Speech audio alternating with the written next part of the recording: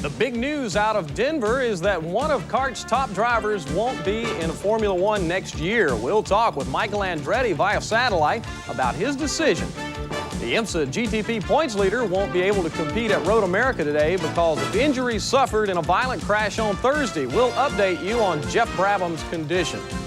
And the High Bank Half Miler at Bristol is about as tough a racetrack as you're going to find. We'll have last night's Winston Cup action from the Blue Ridge Mountains of Tennessee. This is TNN Motorsports Magazine for Sunday, August 25th, 1991.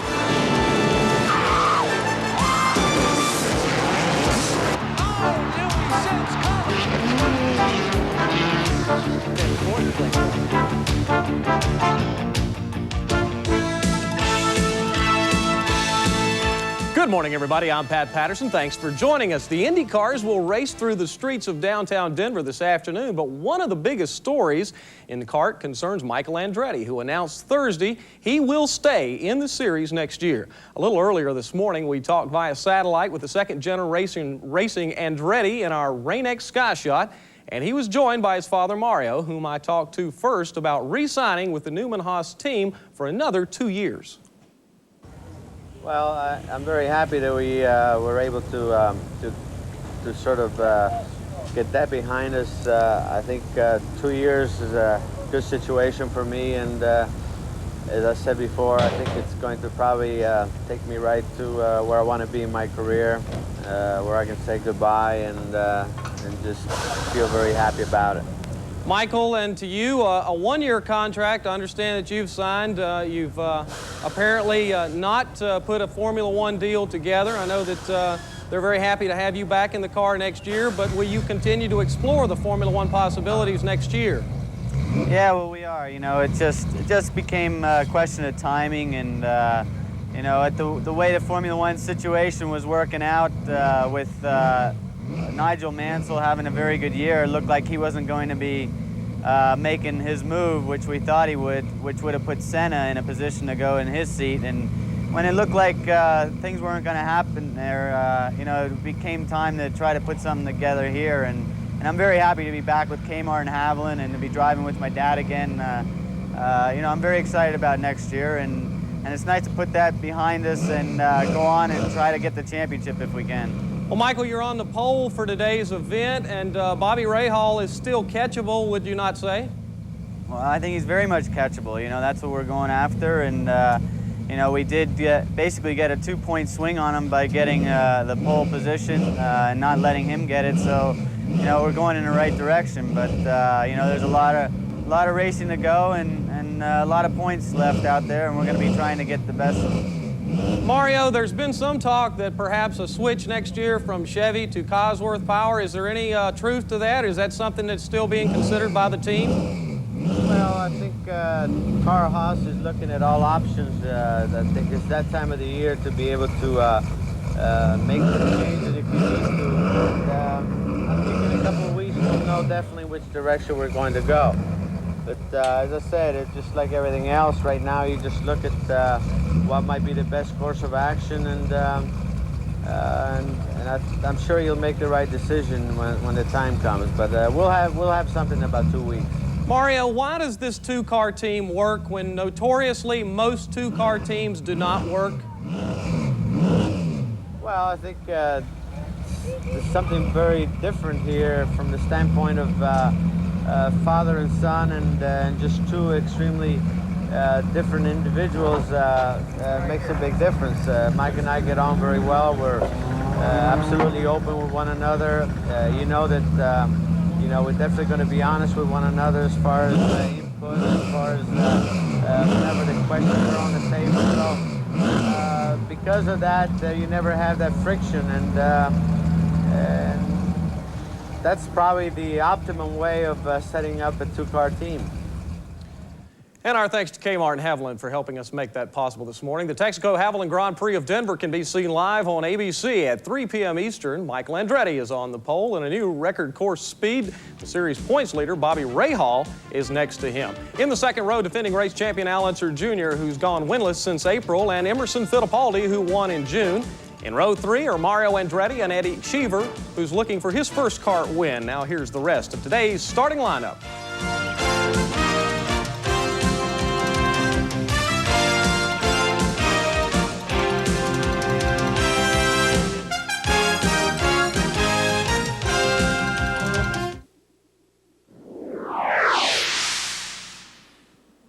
Welcome back, everybody. The entire complexion of the IMSA Camel GT season may have changed this past Thursday when series points leader Jeff Brabham crashed heavily at Road America.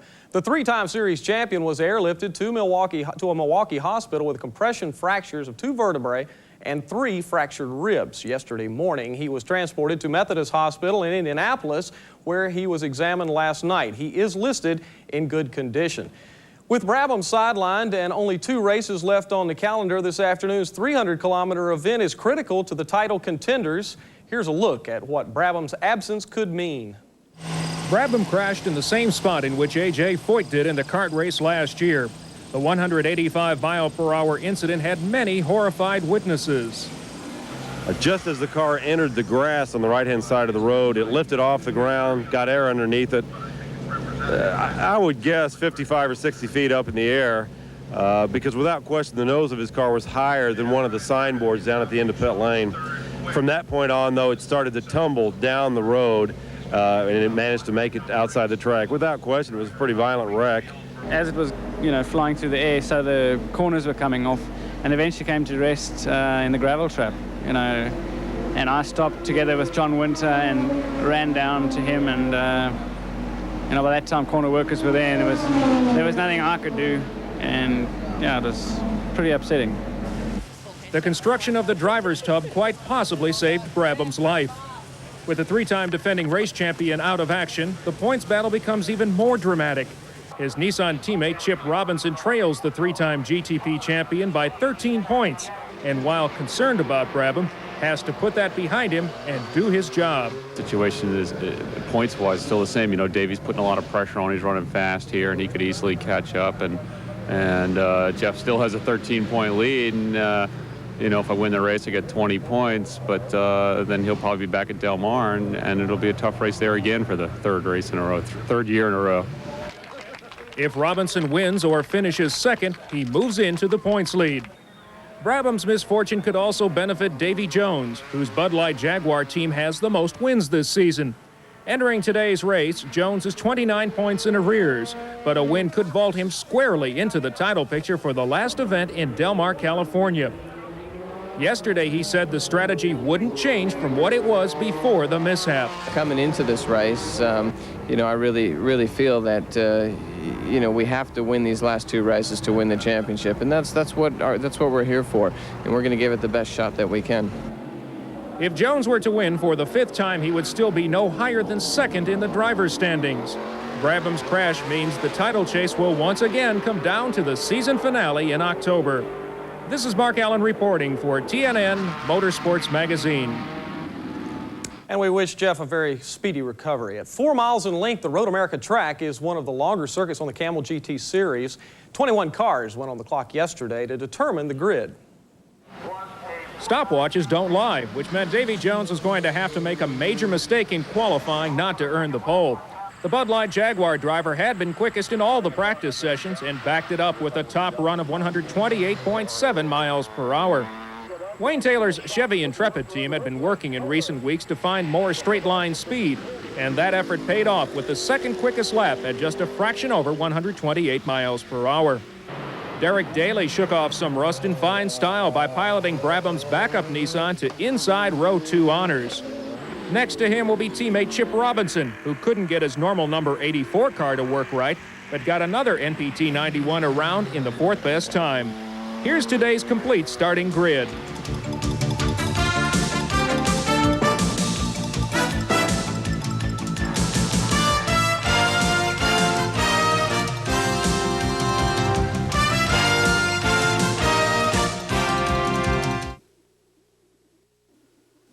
TNN Motorsports Magazine is brought to you in part by New Haviland Formula 3 Motor Oil. Add more life to your car. And welcome back, everybody. In Winston Cup news, there's good news for Kyle Petty. The Pontiac driver had been off to his best start ever this season with a victory in the Goodwrench 500 as one of his achievements. But he suffered a badly broken leg in the Winston 500 early in May. Petty tested at Darlington this past week and Friday got his doctor's go-ahead to resume racing with next week's Heinz Southern 500. Kyle is obviously happy to be back after an absence of nearly 4 months. Now, another driver who's been grinning from ear to ear all week is Dale Jarrett. His life will never be the same following last Sunday's win in Michigan. It's amazing what a Winston Cup victory will do. Dale Jarrett's finding out that suddenly you're in high demand. Tracks like Charlotte Motor Speedway recruit you to help promote races. And we have a winner! He's done a lot of that lately. Of course, you're the new darling of the media as well.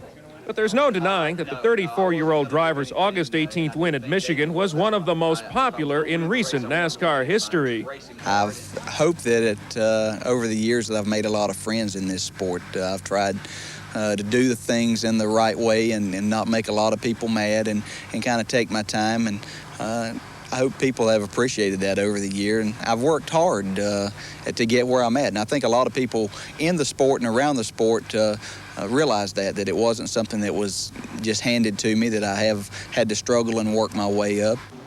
Working his way up meant a number of years in Grand National racing in the number 32, with victories at Charlotte being among the most important at earning a shot at the big time. I think it meant a lot to my career to win here, to win a couple of Grand National races here, that people said, you know, this guy can drive a race car. Even though it's in the Grand National ranks, he can still beat these people that he races against on Sunday. And I think that's what people like the Wood brothers and Cale Yarborough, who gave me my chance there, I think that's the things that they saw, that with the right equipment and the right time, that I can win. Jarrett got a solid full-time Winston Cup ride in 1988 with the Cale Yarborough team. There were moments of competitiveness in the 2 years with that organization, but no wins. There were moments last year after joining the Wood brothers in which the son of Hall of Fame driver Ned Jarrett showed flashes of promise, but again, no trips to victory lane. In finishes leading up to Michigan, the team was showing improvement despite Jarrett's already announced plans to drive for the new Joe Gibbs team next year.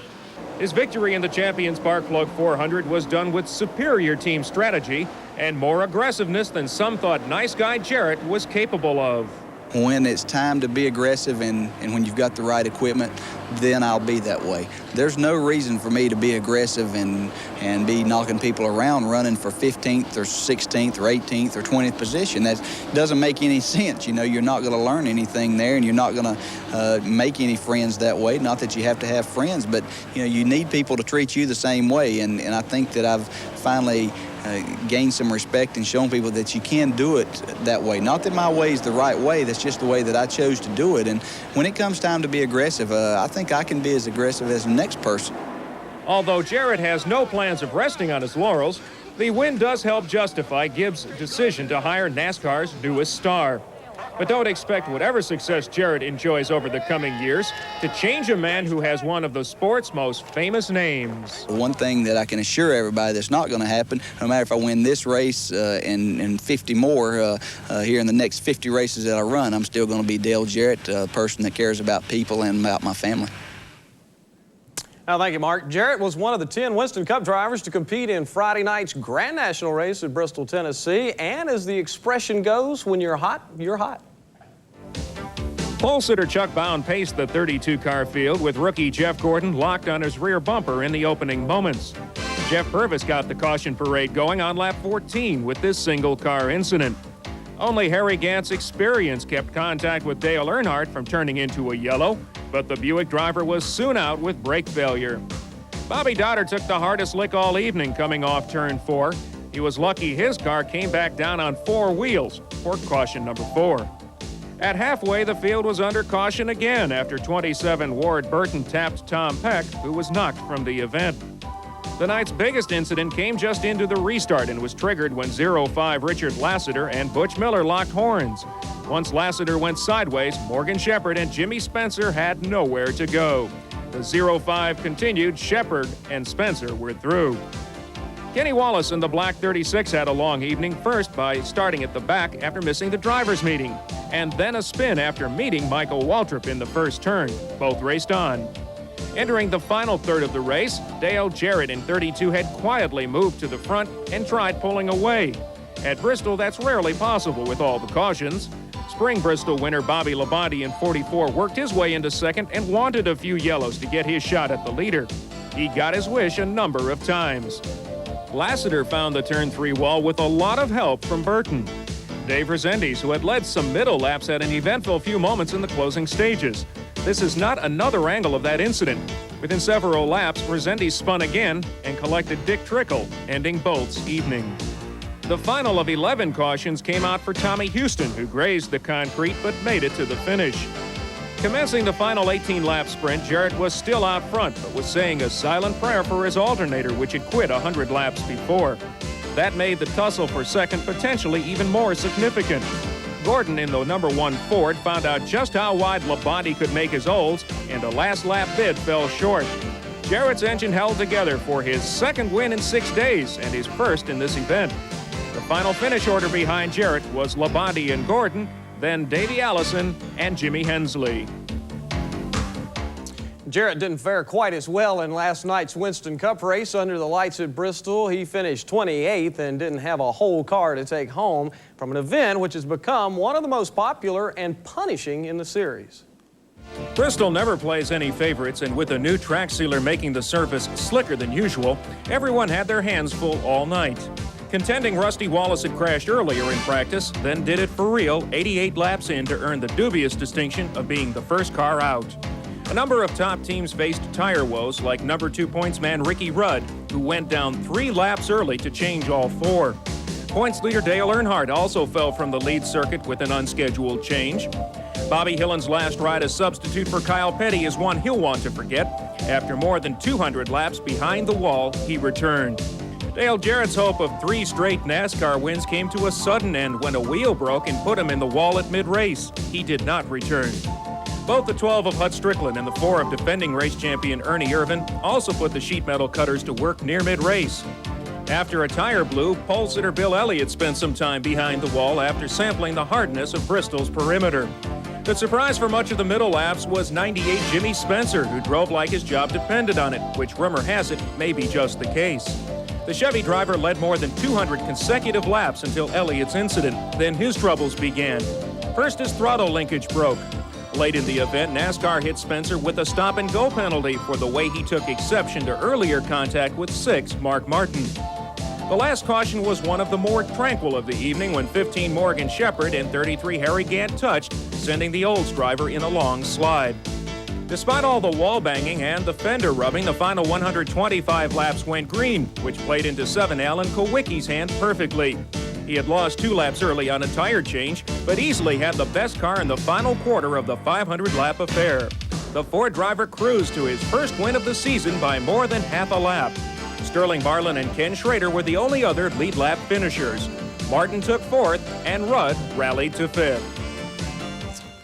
And the fans love the night action. Richmond International Raceway hosts its first Winston Cup night race in 2 weeks. It should be a lot of fun. Now, when we return, a record run on the salt. Stay with us.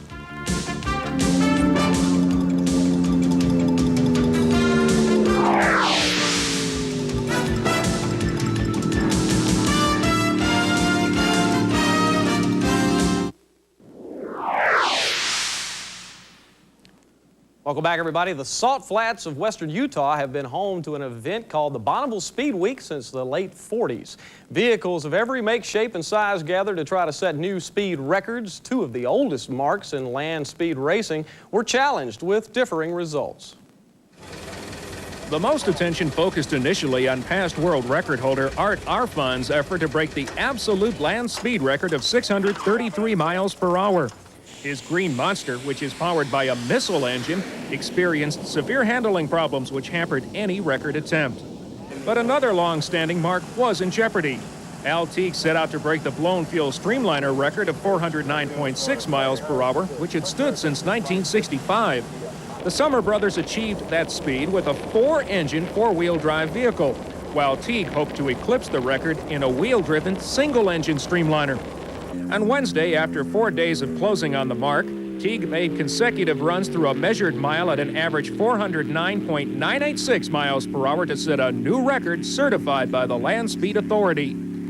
If he hadn't worn out every set of 30-year-old tires he brought, Teague could have pushed the mark even higher. He vows to return to the flats when he finds more of the special tires which are no longer manufactured. And in one final note, congratulations to Scott Parker, who became the AMA's all-time winningest professional rider with his 41st title last night in the Camel Pro race in Indianapolis. Don't forget our update at 3 p.m. Eastern, then on the all-new TNN Motorsports Magazine afternoon edition live at 6:30. We'll have the weekend highlights, and NHRA Funny Cars star John Force joins us in the studio. I'm Pat Patterson. Enjoy your racing afternoon.